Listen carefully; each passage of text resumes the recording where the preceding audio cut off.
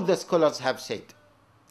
And even I know some contemporary scholars may not say this, but if you discuss it with them, they will agree that this should be the aim. Because they cannot go against what all the scholars from the past has agreed or have agreed. They cannot go against the numerous proofs, textual proofs that we have mentioned. And it is true that some scholars and some du'at, they are not explicit in declaring this as an aim, but they recognized internally that this is the aim. And as I said to you, no one can go against it. And it is true that some of our du'at, some of them, they understood that this is the aim, but they say it is not the time to be so open in declaring that as an aim.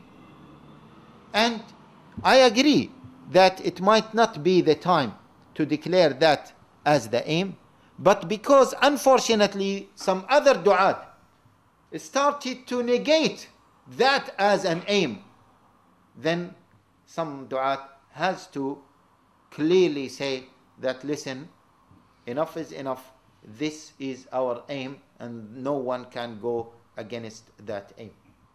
I hope that this point is clear. So the ultimate aim for any Muslim, for Muslims living in the West, for Muslims living in China, for Muslims living in India, for Muslims living in Saudi Arabia, for Muslims living in Alaska, is what? To establish the deen of Allah Jalla wa Ala. To establish the deen of Allah Jalla wa Ala in their areas and in the whole world, globally. And work towards that. Now, we as Muslims in the West, yes, this is our aim. However, we differ in terms of achieving that aim. Many of us have taken different routes, but I guess many of them, they are looking for that aim. And even if some non-Muslims have heard this, we are telling them clearly, see, any sincere Muslim, any Muslim believes that Quran is superior. Is that true? Have you seen any Muslim who said that Quran is not superior? Huh? Have you seen any Muslim who said that Quran is not superior?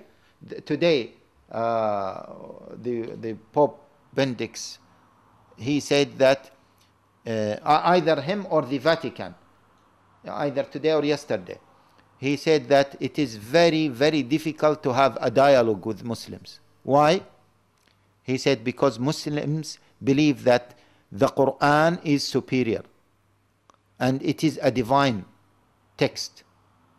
And that's why if they believe in this, khalas, they believe that this is a sacred text, we cannot go against it.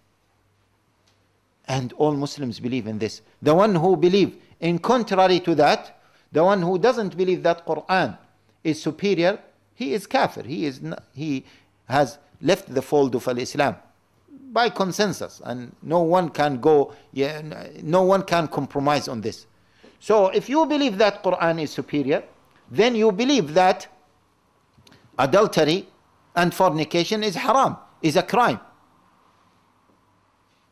So you don't believe that, well, I believe that adultery and fornication is haram, and some other people believe that adultery and fornication is good, is okay, it is up to them. Internally, I believe that they are committing a crime. Although some people might not openly say that. Did you get this point? Internally, they believe that they are committing a crime. Even those people who try to water down the issue of homosexuality from an Islamic point of view. Ask them internally, what do you believe about homosexuality? They believe that it is a crime. All Muslims believe in this. Why? Because This is condemned clearly in the Quran. And they believe that the legislation of the Quran is superior. So, eventually, all Muslims believe that the Quran should be the system that governs the whole world. Eventually, whether they said that or they have not said that, all of them believe that Quran is the best system to rule the whole world. And therefore, if it is the best system to rule the whole world, it should be the only system to rule the world, because we should choose the best system to rule the world. Okay? So, as I said, the ultimate aim of all Muslims should be to establish the deen of Allah Jalla wa Ala, but we differ in the methodologies that we are following to establish the deen of Allah Jalla wa Ala. Okay, so far we have spoken about the definition of establishing the deen, the importance of understanding this principle, and the textual evidences as well as the rational evidences behind establishing the deen as an aim for all Muslims. And then from that we have also spoken about having this as an aim for Muslims in the West. I hope that is clear. We have spoken about that as an aim for Muslims living in the West. And then also we mentioned that we mentioned the other possible aims for Muslims living in the West, and we have spoken about two possible aims. The first possible aim is just to survive, and the other aim is to spread the deen and to establish the deen. The first aim, we mentioned the two possible formulas, which is, the first one is to integrate or assimilate, and the second possible formula is to live in ghettos. So this is the first aim, the first possible aim. The second possible aim is to spread the deen of Allah Jalla wa Ala by da'wah. And then we spoke about the third, yes, we forgot that. We mentioned the third possible aim, which is to have just a formula of peaceful coexistence, to coexist peacefully with the outer society, full stop, without giving da'wah, without aiming to establish the deen of Allah Jalla wa Ala.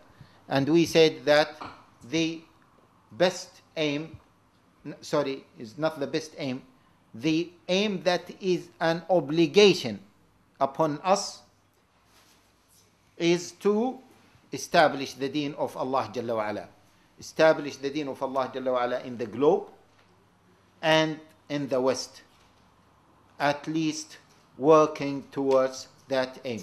We also said that all Muslims believe that the deen of Allah Jalla wa Ala is superior, although many of them are not so explicit and open in declaring that clearly, and therefore many of them are not very explicit in saying that establishing the deen of Allah Jalla wa Ala should be the aim of Muslims living in the West.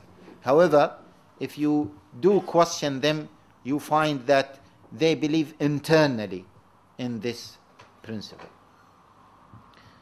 And that was the first part of the lecture. The second part of the lecture, inshallah, in the second part of the lecture, we will talk about the steps towards establishing the deen of Allah Jalla wa Ala in the whole world and in the West as part of the whole world. And we will stop here, inshallah. Wa sallallahu wa sallam wa baraka ala nabiyyina Muhammad wa ala alihi wa sahbihi ajma'in. And we will resume, inshallah, in the second part of the lecture. يا من يرى